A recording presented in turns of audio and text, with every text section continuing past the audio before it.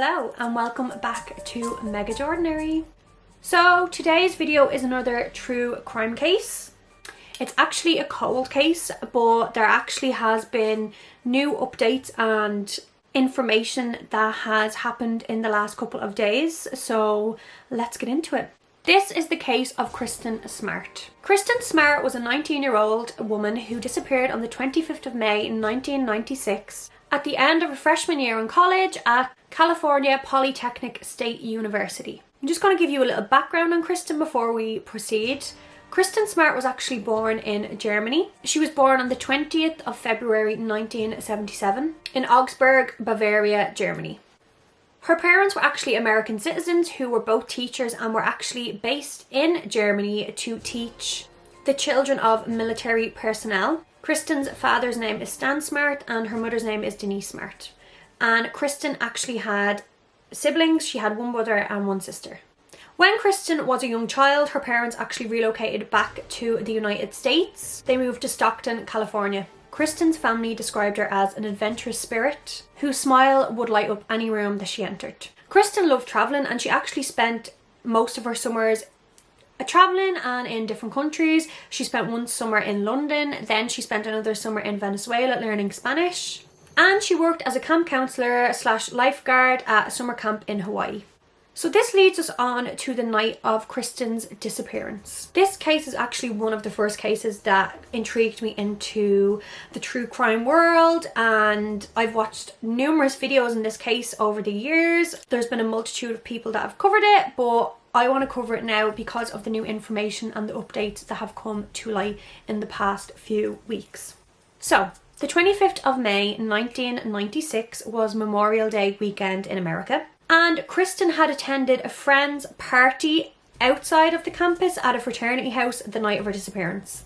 Her close friends said that they didn't actually want to go to the party, but they had dropped Kristin off outside the fraternity house. And then they went back to campus, to their room. At around 2 a.m, Kristin was found on a nearby lawn, a nearby garden, by two fellow college students, Cheryl Anderson and Tim Davis. Cheryl and Tim actually attended the same party as Kristin that night, and when they found her passed out, they decided to help her up, check she was okay, and escort her back to campus to her dormitory. Now this is where another student got involved, and this student was called Paul Flores. So he appeared and he offered to assist Cheryl and Tim with Kristin.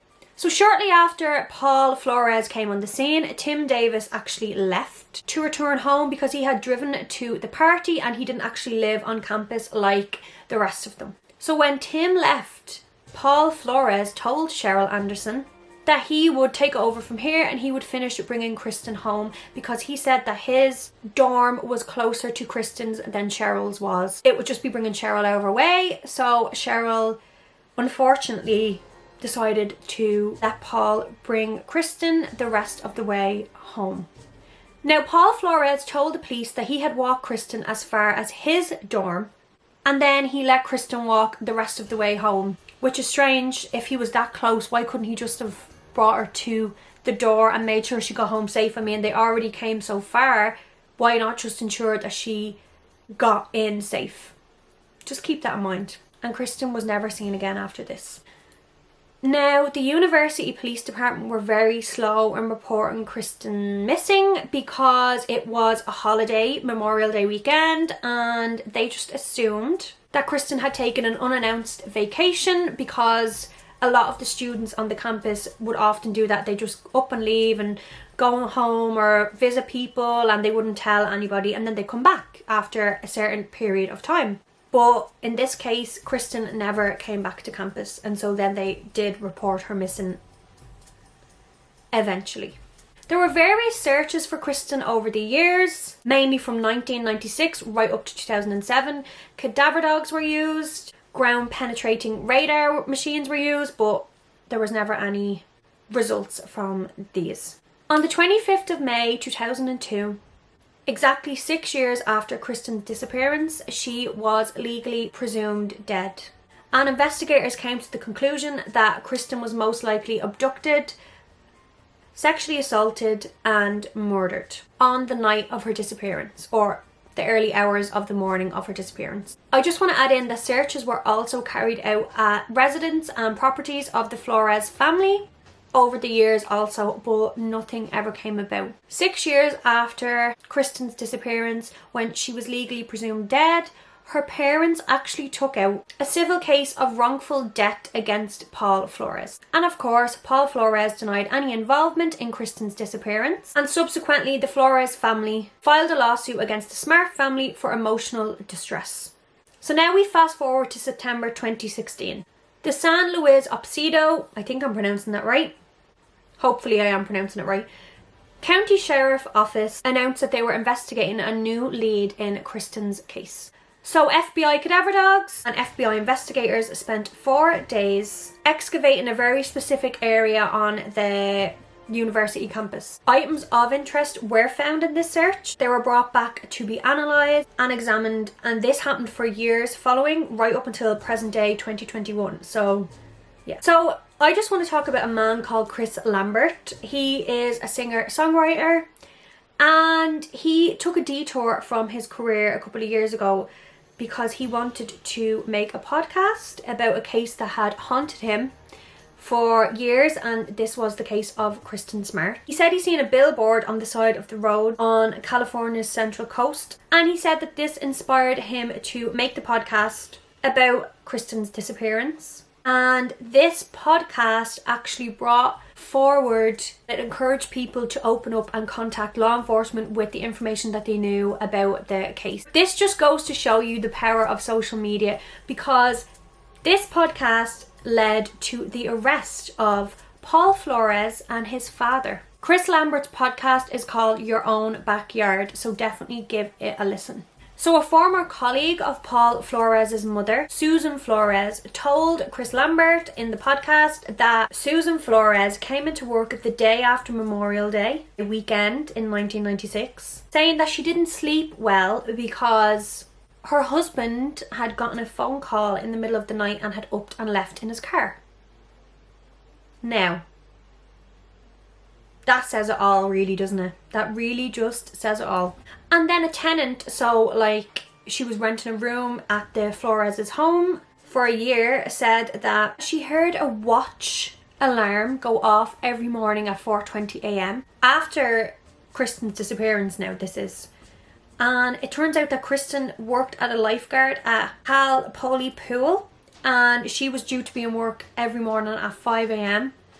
So it's very possible that she would have set her watch alarm for 4:20 a.m. to get up, get ready, get sorted and go and be at the pool for 5 a.m. And this seemed to be the moment that everyone kind of thought, oh my goodness, Kristin is buried at that property, or her belongings were buried at that property. Or this allegation, I should say, actually made me feel so eerie, like haunting.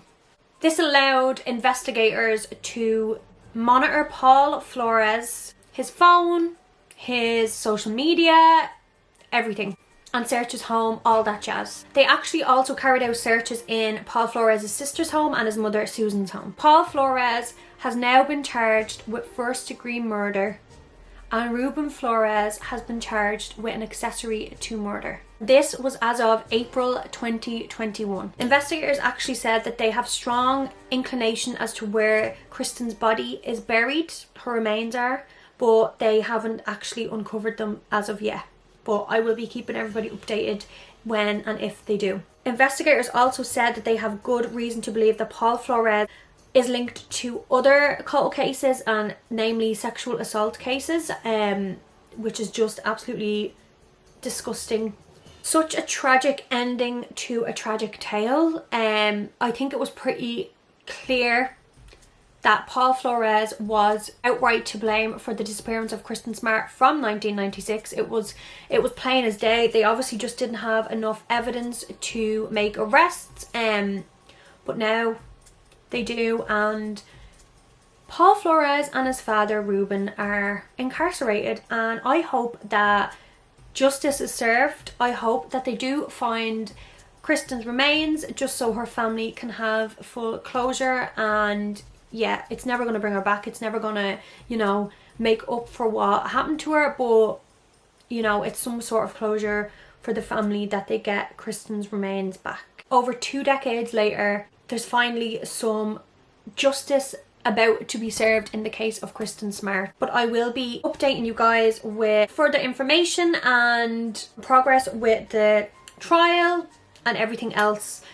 So yeah, follow me on TikTok because that's normally where I post my updates. Well, thank you all for watching this video. Don't forget to like, comment down below, subscribe, hit the notification bell so you can be notified as soon as we drop a new video on this channel. And also, if there's any case or video topic that you would like me or me and Jordan to cover, please feel free to let us know in the comments down below.